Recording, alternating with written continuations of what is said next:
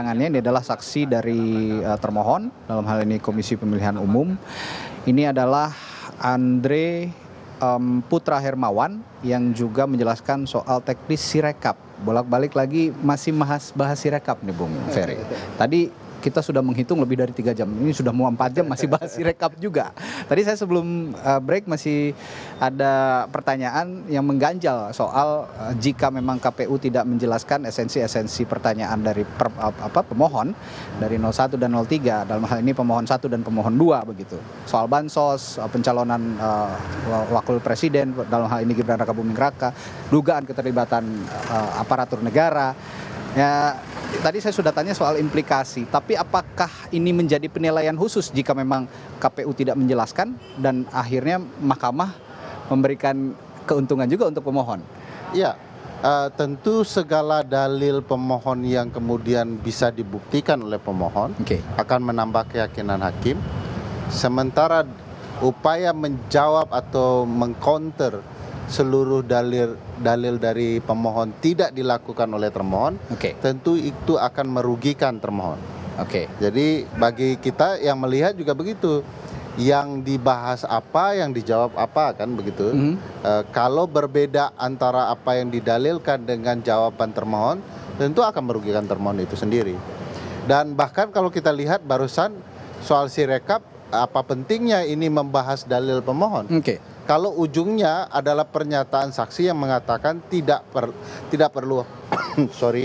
tidak perlu khawatir dengan Sirekap karena memang ini teknologi yang jangka waktunya pendek dan juga tidak akan mampu membuat perimbangan hasil karena berbeda sumber daya di masing-masing daerah untuk mengelolanya. Pertanyaan besar, ngapain ini kita tetap bahas? Dipakai? Kenapa dibahas ini? Kenapa dipakai kalau ternyata melanggar prinsip penyelenggaraan pemilu bahwa teknologi ini tidak efektif dan diketahui sedari awal tidak efektif. Ya harusnya ini sudah di drop begitu ya, termasuk di sidang MK kalau ada pernyataan-pernyataan seperti itu. Tapi begini Bung Ferry, tempo hari kan beberapa advokat dari tim 02 ya dari Prabowo Gibran bilang ini sebenarnya gugatannya salah kamar katanya, bukan ke Mahkamah Konstitusi tapi ada yang harusnya ke Bawaslu dan DKPP dan sebagainya. Tapi melihat kesaksian lalu juga keterangan ahli-ahli yang dihadirkan, termasuk soal Sirekap yang hari ini dijelaskan, apakah jadinya kalimat salah kamar itu jadi terbukti kira-kira? Wah, kalau menurut saya apa yang disampaikan kubu kuasa hukum 02 kebanyakan terlalu pede atau menutupi. Ini bagian dari strategi ya. Bagian dari strategi. Karena kalau kita lihat misalnya kalau ini soal TSM yang mereka permasalahkan harusnya ke Bawaslu.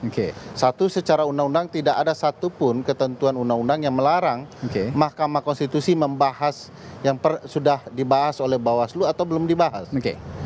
Kedua, yang nyiptain konsep kecurangan pemilu dibongkar dengan TSM siapa emangnya? Bukankah itu Mahkamah Konstitusi? Iya, sebelumnya Mahkamah Konstitusi. MK pula yang dilarang untuk ini.